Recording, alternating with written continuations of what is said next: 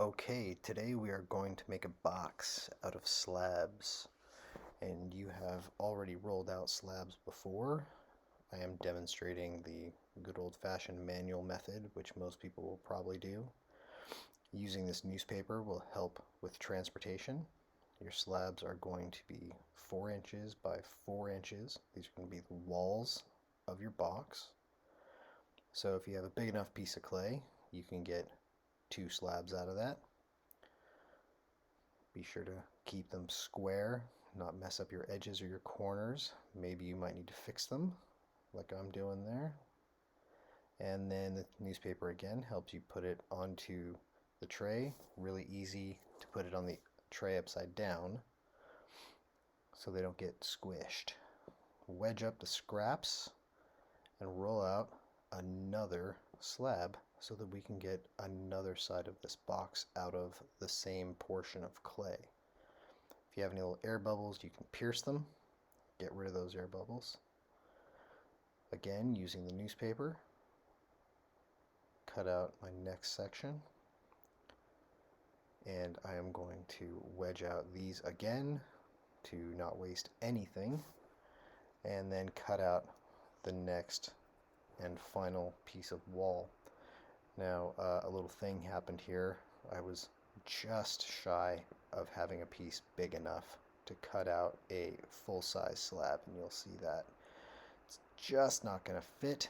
So I'm going to do my little trick here of like stretching out the clay by flipping it, and while that made it big enough in terms of surface area, it actually made it a little thinner than everything else, and that is just not good craftsmanship at all.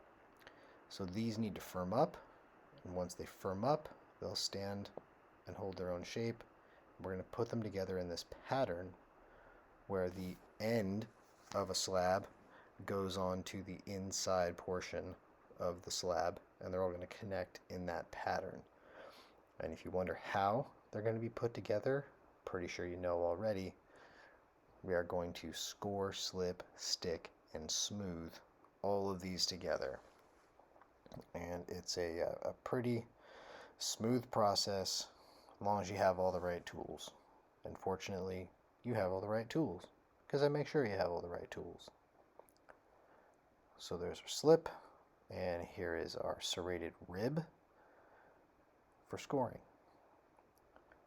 So I'm scoring the end edge, put some slip on there, and I scored part of the inside of that one, some slip there, and then now I'm going to make them stick. A little bit of pressure, because my slabs have dried up a little bit. They're not going to bend. If I tried to do this with wet clay, this would be an absolute nightmare. So my first 2 pieces are kind of stuck together, and to ensure that they are nice and secure, I'm rolling out a little coil from another slab, or a piece of scrap, and I am going to score, slip, stick, smooth that into the seam, and I'm going to squish this coil into the seam. So this isn't a very difficult process as long as you take care of everything and go through all the steps to ensure that your box is well made. You could take a lot of shortcuts, but then you're going to have a box that is just really poorly made. And all this little bit of meticulous process really helps us get a solid product. So I'm using one of the wooden tools to smooth that together.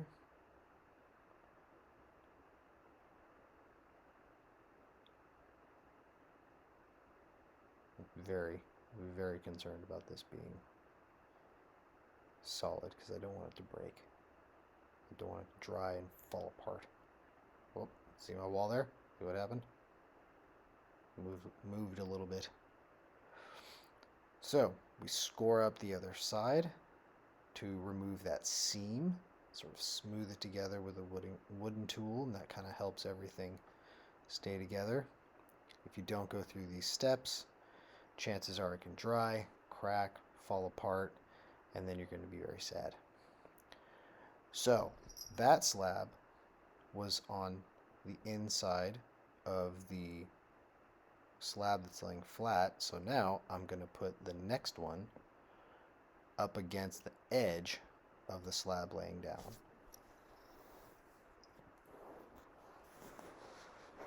Say like that. It goes right there. Up, and that's really embarrassing. Make sure you don't do that.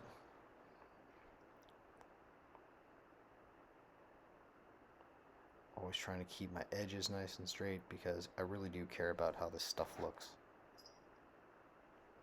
If you hear a bell in the background, that's my cat climbing on my lap. Okay, more coils.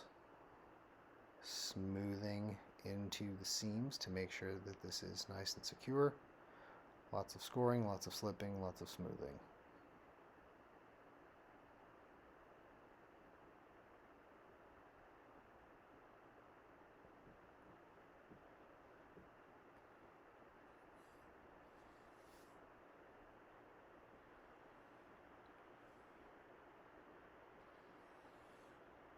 It's a fairly repetitive process, but that makes it nice and easy. It's not terribly complex, but there are a lot of steps.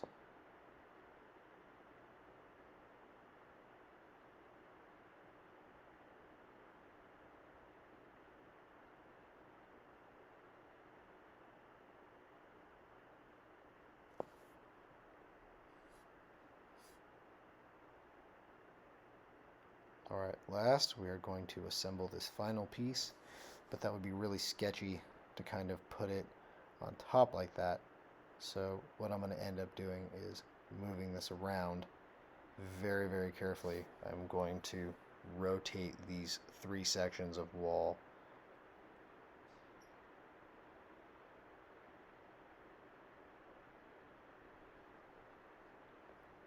So I got to score and slip and stick 2 connections and not just 1.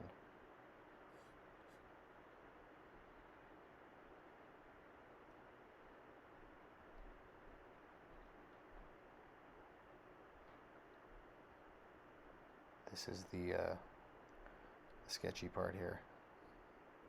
Gotta move some stuff.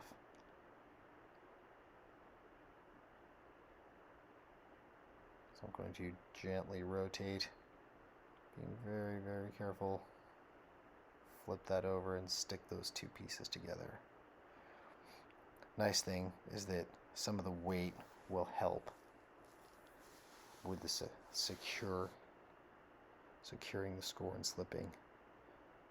That was probably the most dangerous part of this whole thing right there, because now I got to go through and just smooth everything together to make sure it's good and solid and secure. There's a lot of smoothing, a lot of fine tuning of this piece.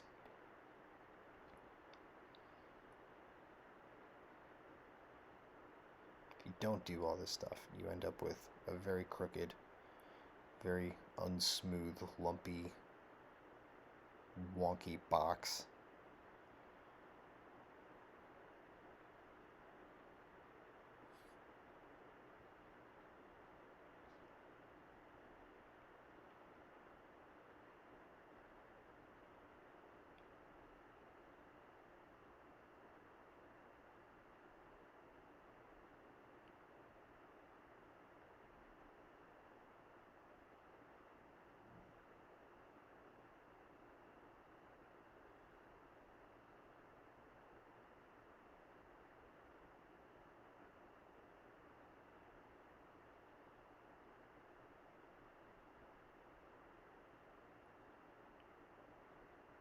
Anytime you want to smooth out a seam, it's a good idea to rough up the edges.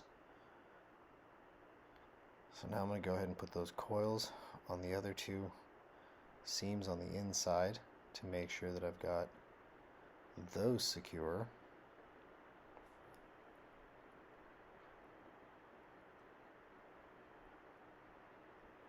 This is a little tricky because you're reaching on the inside of these walls and you don't want to mess them up. but it's the same process as before.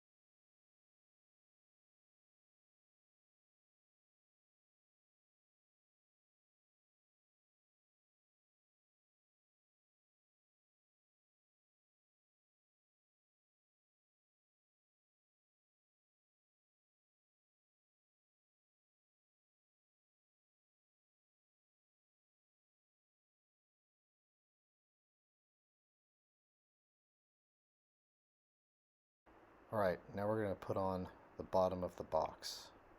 So I'm going to set my frame here on pre-rolled slab and just sort of carve away the excess. Now I could have pre-measured something ahead of time when I made my 4 walls, but after the assembly it probably wouldn't have worked out very well. It probably wouldn't be the right size, so I might as well just make it later. So I traced that out, trimmed off most of the excess. I'm going to score all my edges, still being very careful with my frame because, as we all know, all of our hard work can be taken away at pretty much any moment. So now I'm going to score up more surface area than I really need to, but at least this guarantees that it will fit when I flip it on there. Plenty of slip. Make sure that this thing fits right and will be nice and secure.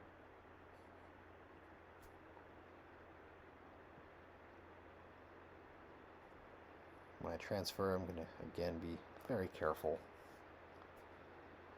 Make sure my walls are still straight, even though I had to move that whole frame.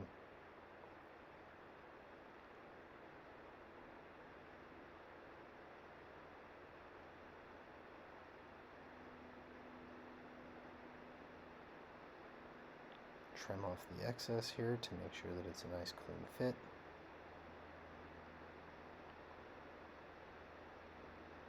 And then, as you can assume, I'm going to do lots of cleaning, making sure that this is all smoothed out. I don't want to see seams. Hopefully I don't have any lumps. I smoothed this out properly, so it just looks like a nice clean box.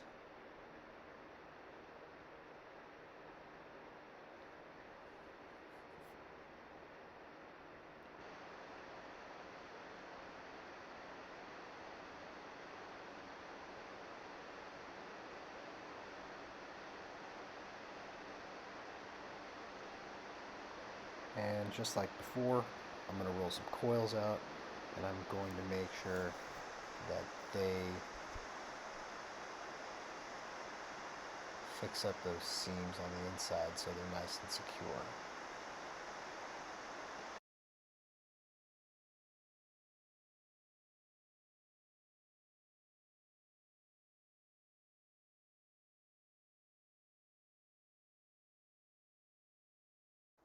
Alright, this segment's a little faster because it's basically the same thing you just saw, only we're making a top. So I rolled out the scraps from my last slab.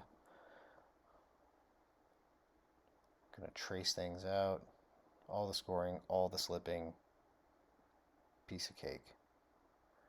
The one thing that's gonna be different here in a minute is cutting the lid actually off so that it's going to be a fitted lid here. You're going to make some little notches to make sure that the lid doesn't slide off, because if you just make it flat on flat, it's not secure. It's going to fall off, it's going to break. It loses the most important part of the functionality of a lid, which is making sure that it stays on and that it doesn't fall off and break.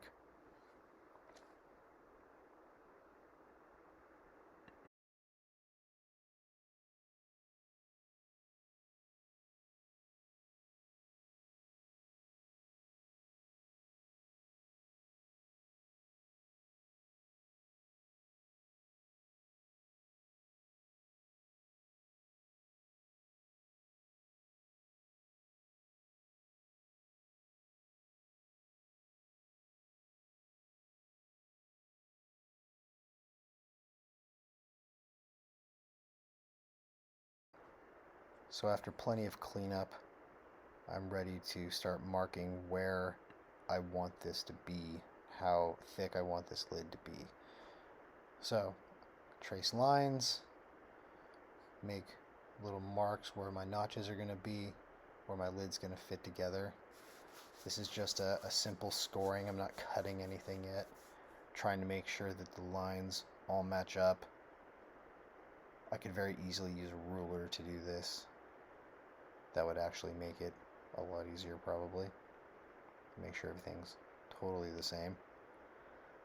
So now I'm using a tool that has an actual blade on it, and here in a second I realize the blade is it's a little too thick for me to really cleanly cut out the rounded notches that I made, so I'm going to switch to an X-Acto knife. Sometimes when you're cutting things, you really do need the thinnest blade possible. In theory, you could do this with a needle tool, but it's not a good idea. So now's the delicate part of removing. If I've cut everything properly, then it'll be fine. If I messed up, it won't be fine. So there we go. My lid came off. It's my little rounded notches. And as you can imagine, more cleanup. Making sure everything's nice and clean, no jagged edges, no little bits and pieces hanging off the edge. When this is fired, I want it to fit nicely, sit nicely, and not just be some mess. I care about the work. I care about the final product.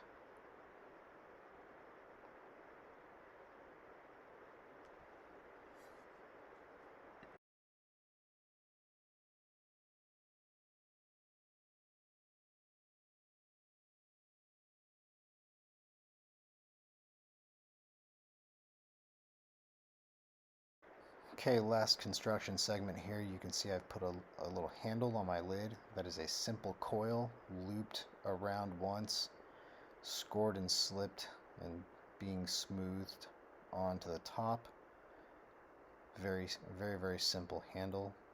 It will absolutely hold the weight of my lid. Now the last thing I need is some feet on the bottom to make sure that this thing doesn't sit too flat and securely. So I've made 2 clay balls here and I cut them in half so I have little domes, hemispheres if you will. And then now I'm going to score each one and then score areas underneath the 4 corners. Now I'm going to put these feet underneath the corners where the slabs meet up because those are the strongest parts. If I put them towards the center and the bottom of the box is not dried up entirely, the weight can make it squish down. All right, last piece, well, second to last piece, technically for our boxes, is going to be the decoration. We are going to bisque fire the box so that it's not raw anymore. And then we're going to add the bubble glaze, which is actually going to be under glaze. And it's very important that we use a bisque fired object so that the bubbles show up right. Because if you do it on a raw piece, on just a greenware piece, it just kind of absorbs in and doesn't really work very well. So these are my first 2 experiments. And for demonstration, I'm going to use this creepy baby head thing that I have. It's a happy baby. It's a happy baby. Oh no, that's the sleeping baby. Happy baby, angry baby. Don't ask me where I got it. Okay, so this is my mixture of underglaze, water, and hand soap. Got a couple tips off the old interwebs that said wrap a cloth around it so it doesn't drip. Use your straw, blow slow for bigger bubbles. And here we go.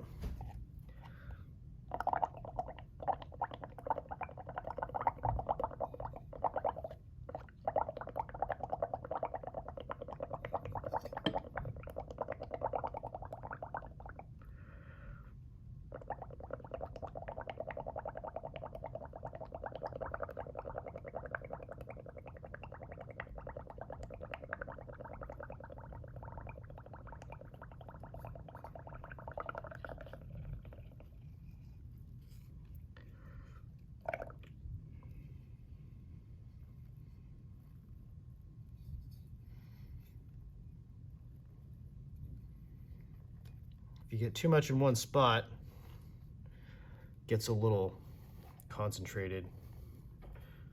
See? It's a bit much right there in those areas. You're supposed to let them fall, but I've used this a little bit and so it's kind of running out. I could probably also do with a shorter cup, so I'll see if I can get us some shorter ones.